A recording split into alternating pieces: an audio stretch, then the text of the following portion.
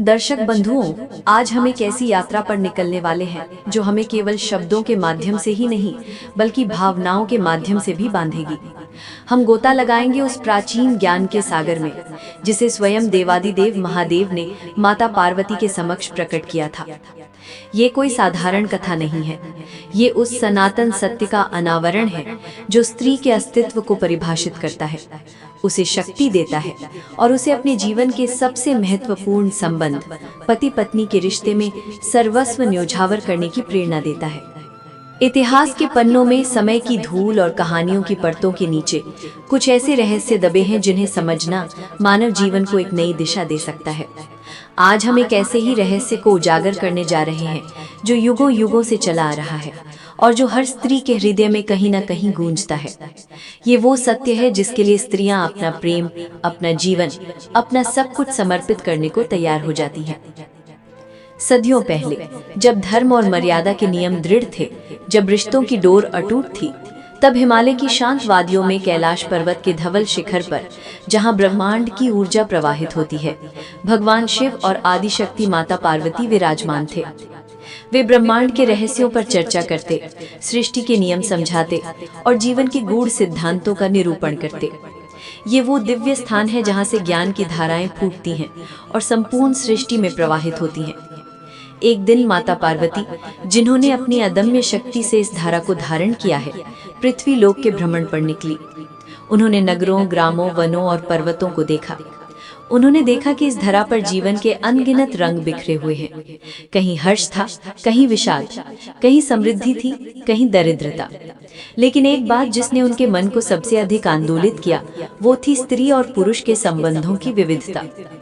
उन्होंने देखा कि कुछ स्त्रियां अपने पतियों के साथ अत्यंत आनंदित और संतुष्ट थीं। उनके मुख पर एक दिव्य चमक थी, उनके नेत्रों में प्रेम का सागर लहरा रहा था। वे अपने पति की सेवा में रत थीं, उनके सुख में सुखी और दुख में दुखी थी। उन्हें देखकर ऐसा प्रतीत होता था मानो उनका जीवन अपने पति के प्रेम से ही पूर्ण हुआ हो। वे अपने पति के लिए किसी भी कठिनाई का सामना करने को तैयार थीं और उनके लिए अपना सब कुछ न्योछावर करने को तत्पर थीं। इसके विपरीत माता पार्वती ने कुछ ऐसी स्त्रियों को भी देखा जो अपने पतियों के साथ होते हुए भी असंतुष्ट थीं। उनके चेहरों पर उदासी थी, उनकी आंखों में एक खालीपन था।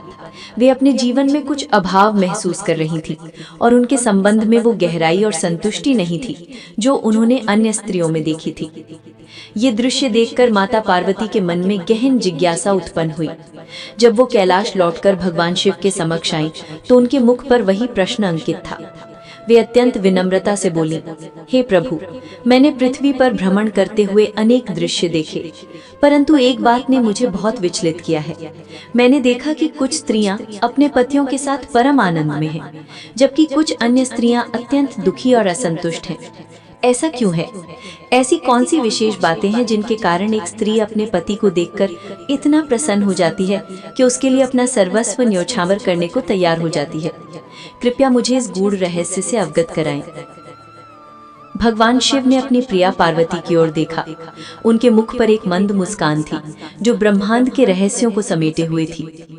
वे जानते थे कि माता पार्वती का यह प्रश्न केवल उनकी व्यक्तिगत जिज्ञासा नहीं थी, बल्कि ये प्रश्न हर युग की हर स्त्री के हृदय में उठता है। उन्होंने माता पार्वती को समीप बिठाया और अत्यंत गंभीर स्वर में, लेकिन प्रेम से ओतप्रोत होकर कहना आरंभ किया। उनकी वाणी में ब्रह्मांड का सार और अनंत ज्ञान समाहित था। देवी पार्वती, तुम्हारा यह प्रश्न अत्यंत महत्वपूर्ण है। ये केवल एक स्त्री के हृदय की बात नहीं है, बल्कि ये मानव समाज के आधारशिला की बात है। जिस प्रकार सृष्टि का संतुलन पुरुष और प्रकृति के मिलन से होता है, उसी प्रकार गृहस्थ जीवन का संतुलन पति और पत्नी के संबंध पर निर्भर करता है। और इस संबंध की डोर को जो दो बातें सबसे अधिक मजबूती प्रदान करती हैं, जिसके लिए एक स्त्री अपना सर्वस्व न्योछावर करने को तत्पर रहती हैं, वे हैं सम्मान और सुरक्षा। माता पार्वती ने ध्यान से सुना। भगवान शिव ने आगे कहा, इस बात को समझने के लिए हमें एक प्राचीन कथा को सुनना होगा। एक ऐसी कथा जो तुम्हें बताएगी कि इन दो शब्दों का क्या वास्तविक अर्थ है और ये कैसे एक स्त्री के जीवन को पूर्णता प्रदान करते हैं। भगवान शिव ने अपनी कथा आरंभ की। बहुत समय पहले की बात है। भारतवर्ष के पश्चिमी भाग में एक विशाल और समृद्ध राज्य था जिसका नाम था शौर्यगढ़। ये राज्य अपनी वीरता, न्यायप्रियता और समृद्धि के लिए दूर दूर तक विख्यात था। इस राज्य पर सूर्यवंशी राजा वीरभद्र का शासन था। राजा वीरभद्र जितने पराक्रमी थे उतने ही प्रजापालक और न्यायप्रिय भी थे। उनकी कीर्ति चारों दिशाओं में फैली हुई थी। उनके एक अत्यंत सुंदर, गुणवान और बुद्धिमती रानी थी जिनका नाम था महारानी इंदुमती। महारानी इंदुमती अपने सौंदर्य, ज्ञान और धर्मपरायणता के लिए प्रसिद्ध थी। राजा और रानी का प्रेम जगत प्रसिद्ध था और उनकी जोड़ी को देखकर लोग धन्य हो जाते थे। राजा वीरभद्र और महारानी इंदुमती का वैवाहिक जीवन अत्यंत सुखमय था, लेकिन कभी कभी महारानी के मन में भी वही प्रश्न उठता था जो आज तुम्हारे मन में है, हे देवी। वे देखती थी कि महल की दासियां हों या राज्य की सामान्य नारियां, कुछ तो अपने पतियों से अत्यंत संतुष्ट और समर्पित थीं, जबकि कुछ अन्य स्त्रियां भीतर ही भीतर किसी अभाव से जूझती रहती थीं, भले ही उनके पतियों के पास धन संपत्ति की कोई कमी न हो। एक बार की बात है, पड़ोसी राज्य क्रूरगढ़ के राजा ध्रुवसेन ने शौर्यगढ़ पर आक्रमण की योजना बनाई।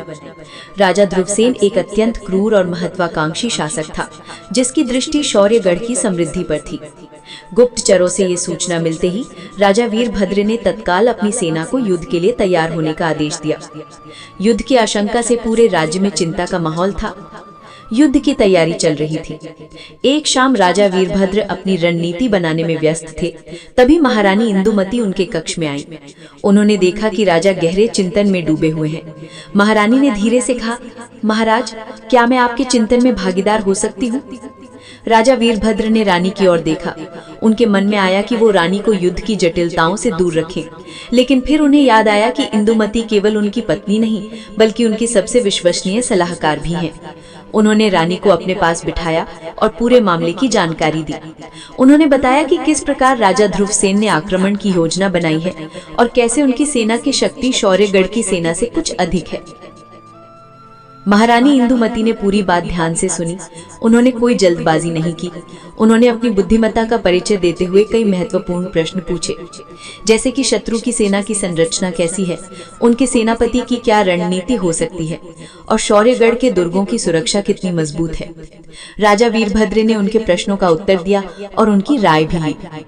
महारानी ने कहा, महाराज, युद्ध केवल शस्त्रों से नहीं जीता जाता बल्कि बुद्धि और धैर्य से भी जीता जाता है। मेरा विचार है कि हमें सीधे युद्ध में कूदने की बजाय पहले शत्रु की कमजोरियों का पता लगाना चाहिए। हमारे पास कुछ ऐसे गुप्त मार्ग हैं जिनसे हम शत्रु के पीछे से आक्रमण कर सकते हैं। साथ ही हमें पड़ोसी राज्यों से भी सहायता के लिए संदेश भेजना चाहिए। महारानी ने कई ऐसी रणनीतियां सुझाई जो राजा वीरभद्र के मन में नहीं आई थी। राजा ने ध्यानपूर्वक उनकी बातें सुनी और उन पर विचार किया। राजा वीरभद्र ने महारानी की हर बात को गंभीरता से लिया। उन्होंने उनकी रणनीतियों पर अपने सेनापतियों के साथ चर्चा की और उनमें से कई को अपनी युद्ध योजना में शामिल भी किया। उन्होंने महारानी से कहा, देवी, आपकी बुद्धिमत्ता ने मुझे एक नई दिशा दी है। मैं सौभाग्यशाली हूँ कि मुझे आपके जैसी सहचरी मिली है। राजा के इन शब्दों ने महारानी के हृदय को स्पर्श किया। उन्हें लगा कि राजा केवल उन्हें अपनी पत्नी के रूप में नहीं बल्कि एक समान बौद्धिक स्तर वाली सलाहकार के रूप में भी सम्मान देते हैं। इस सम्मान ने उनके आत्मविश्वास को और बढ़ा दिया। युद्ध का समय आया। राजा वीरभद्र अपनी सेना के साथ युद्ध भूमि में गए। महारानी इंदुमती ने महल में रहकर राज्य की व्यवस्था संभाली और घायल सैनिकों की सेवा के लिए प्रबंध किए। हर पल वे राजा की कुशलता के लिए चिंतित रहती थीं, लेकिन उनके मन में एक अटूट विश्वास था कि उनके राजा उन्हें कभी अकेला नहीं छोड़ेंगे और वे हर हाल में राज्य की रक्षा करेंगे। ये विश्वास उन्हें भीतर से शक्ति देता था। एक भयंकर युद्ध हुआ। शौर्यगढ़ की सेना ने वीरता से युद्ध किया। महारानी इंदुमती द्वारा सुझाई गई गुप्त रणनीति के कारण राजा वीरभद्र ने शत्रु को अप्रत्याशित रूप से घेर लिया। अंततः राजा ध्रुवसेन की सेना पराजित हुई और उसे पीछे हटना पड़ा। राजा वीरभद्र विजयी होकर लौटे। जब राजा वीरभद्र महल लौटे तो महारानी इंदुमती अपने राजसी वस्त्रों में, माथे पर चिंता और नेत्रों में प्रेम लिए उनका इंतजार कर रही थीं। जैसे ही राजा ने महल में प्रवेश किया, महारानी दौड़कर उनके पास गईं। उन्होंने राजा के माथे पर लगे पसीने को अपने आंचल से पोंछा, उनके घावों को देखा और उनके विजय पर गर्व महसूस किया। राजा ने उन्हें गले लगाया और कहा, ये विजय तुम्हारी बुद्धिमत्ता और समर्थन के बिना संभव नहीं थी प्रिय रानी। तुमने न केवल मुझे सही राह दिखाई बल्कि इस संकट के समय में मुझे मानसिक बल भी प्रदान किया। राजा के इन शब्दों ने महारानी को असीम सुख दिया। उन्हें लगा कि उनका जीवन सार्थक हो गया है। इस घटना के बाद महारानी इंदुमती ने राजा वीरभद्र के प्रति अपना सर्वस्व न्यौछावर कर दिया। वे जानती थीं कि उनके पति उन्हें केवल एक पत्नी के रूप में नहीं बल्कि एक समान सहचरी के रूप में सम्मान देते हैं। वे हर निर्णय में उनकी राय लेते थे, उनकी बुद्धिमत्ता की कद्र करते थे और उन्हें कभी भी कमतर नहीं आंकते थे। यही था सम्मान, हे देवी, जिसके लिए एक स्त्री अपना जीवन समर्पित कर देती है। और दूसरा था सुरक्षा का भाव। महारानी इंदुमती को ये पूर्ण विश्वास था कि राजा वीरभद्र हर परिस्थिति में उनके और राज्य के साथ खड़े रहेंगे, उन्हें कभी अकेला नहीं छोड़ेंगे। युद्ध के मैदान में राजा की वीरता और उनके लौटने पर उनकी ओर से मिला आलिंगन, ये सभी बातें महारानी को ये विश्वास दिलाती थी कि वे हर तरह से सुरक्षित हैं, शारीरिक रूप से भी और भावनात्मक रूप से भी। उन्हें ये भी पता था कि राजा उन्हें किसी भी संकट से बचाएंगे और उनके सुख दुख में हमेशा उनके साथ रहेंगे। यही सुरक्षा का भाव है जिसके लिए एक स्त्री अपना पूरा जीवन न्यौछावर कर देती है। सम्मान और सुरक्षा, ये दो ऐसे स्तंभ हैं जिन पर एक स्त्री का प्रेम और समर्पण टिका होता है। जब एक स्त्री को अपने पति से सम्मान मिलता है तो उसे लगता है कि उसका अस्तित्व मूल्यवान है, उसकी बातों को सुना जाता है, उसकी भावनाओं को समझा जाता है और उसे निर्णय लेने में भागीदार बनाया जाता है। ये सम्मान उसके आत्ममूल्य को बढ़ाता है और उसे अपने पति के प्रति और अधिक प्रेम और समर्पण से भर देता है। और जब उसे सुरक्षा मिलती है तो वो निडर हो जाती है। उसे पता होता है कि चाहे कितनी भी बड़ी मुसीबत आ जाए, उसका पति उसके साथ एक ढाल बनकर खड़ा रहेगा। ये सुरक्षा केवल शारीरिक नहीं होती बल्कि भावनात्मक भी होती है। उसे ये विश्वास होता है कि उसका पति उसके मन के भावों को समझेगा, उसे सांत्वना देगा और उसे कभी अकेला महसूस नहीं होने देगा। यही सुरक्षा का भाव एक स्त्री को इतनी शक्ति देता है कि वो अपने पति के लिए किसी भी कठिनाई का सामना कर सकती है। देवी, ये तो केवल एक प्रारंभिक झलक है, ये कहानी अभी और गहराइयों में जाएगी। हमें ये समझना है कि इन दो गुणों को एक पति कैसे अपने जीवन में उतारता है और कैसे कभी कभी इन गुणों की कमी से संबंध बिखर जाते हैं। आज तक हमने सम्मान और सुरक्षा के महत्व को समझा। आगे मैं तुम्हें एक और कथा सुनाऊंगा जो इन दोनों सिद्धांतों को और भी स्पष्टता से उजागर करेगी और बताएगी कि कैसे एक साधारण व्यक्ति भी इन गुणों को धारण कर एक महान पति बन सकता है, जिसके लिए उसकी पत्नी अपना सर्वस्व न्यौछावर करने को तैयार हो जाती है। दर्शकों, आगे भगवान शिव ने माता पार्वती से कहा, देवी, तुमने अभी तक राजा वीरभद्र और महारानी इंदुमती की कथा सुनी, जिसने सम्मान और सुरक्षा के मूल सिद्धांतों को उजागर किया। अब मैं तुम्हें एक और कथा सुनाऊंगा जो ये बताएगी कि कैसे एक साधारण व्यक्ति भी इन गुणों को धारण कर एक महान पति बन सकता है और कैसे इन गुणों की अनुपस्थिति से बड़े बड़े साम्राज्य भी बिखर सकते हैं। ये कथा हमें लेकर चलती है मगध राज्य की ओर, जो अपनी वैभवशाली राजधानी पाटलिपुत्र के लिए विख्यात था। पाटलिपुत्र में एक धनी व्यापारी रहता था जिसका नाम धनराज था। धनराज के पास अपार धन संपत्ति थी, बड़े बड़े भवन थे, नौकर चाकर थे और उसका व्यापार दूर दूर तक फैला हुआ था। उसकी पत्नी का नाम था माधवी, जो अत्यंत रूपवान थी।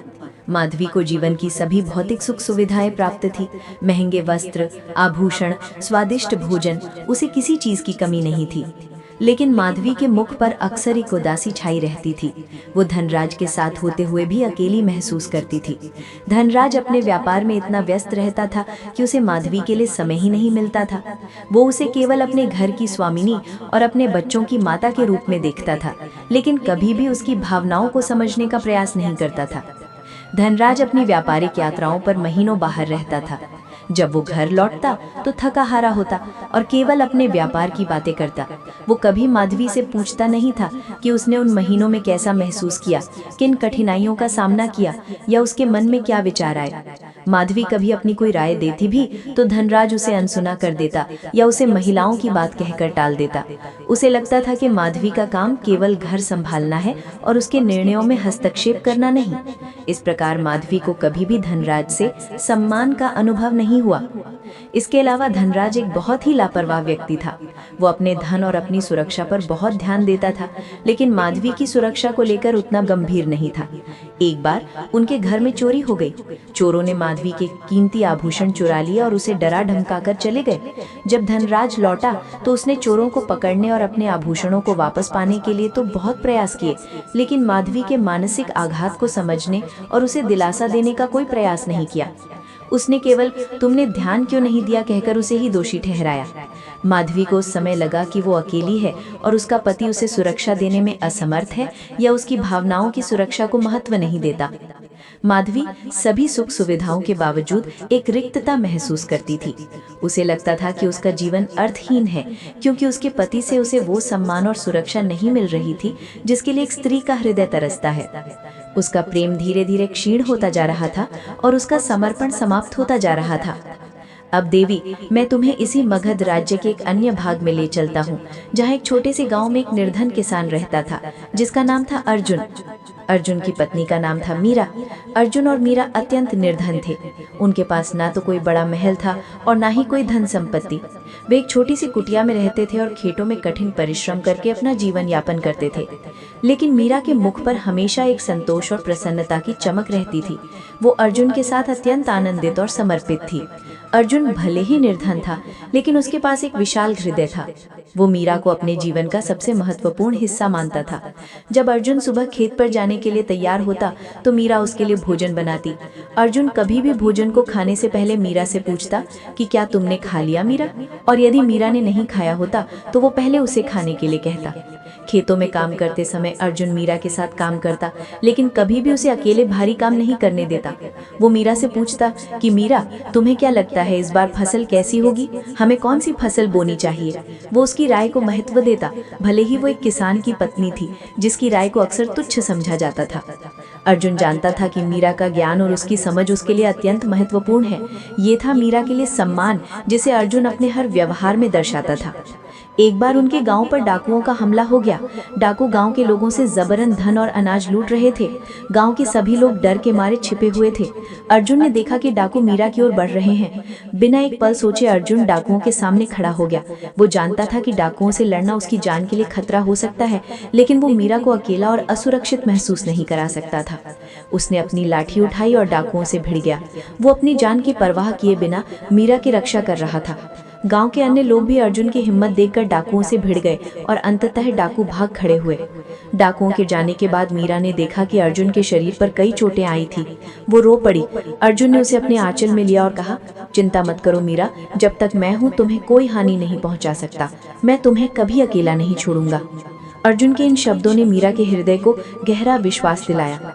उसे लगा कि वो दुनिया की सबसे सुरक्षित स्त्री है। ये था सुरक्षा का भाव जिसे अर्जुन ने अपने प्राणों की बाजी लगाकर मीरा को प्रदान किया।